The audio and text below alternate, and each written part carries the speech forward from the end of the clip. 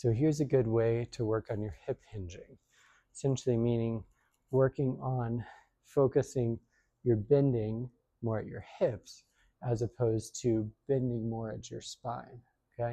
A lot of people have trouble with this because their glutes are weak, their butt muscles are weak, and so what ends up happening is they get to a point where their butt isn't actually supporting them enough to let them lean forward all the way, and so they start bending their back instead.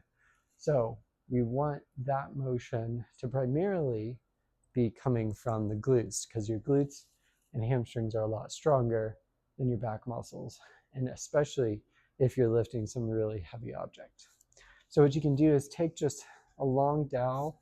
It can be a broom handle, it can be whatever you find at home, and you're just going to put it along your spine, okay? So you're going to have it against the back of your head, you're going to have it against your upper spine, and then it's going to be touching kind of your tailbone. All right, so this is where you have it here. And then you're just going to bend the knees a little bit, and you're going to bend forward at the hips. Now, as much as possible, you're going to try to keep that pull against your neck or against your head, upper back, and hips, so that you're just bending at the hips, not rounding the spine, okay?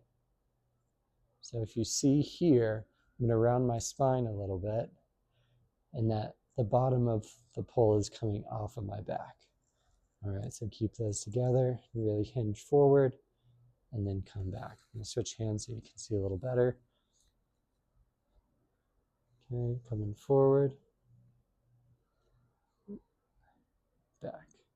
Really hinging at the hips, and coming back up. Okay, and then back up. Okay, so you want to try this and make sure that you're keeping that straight back the entire time.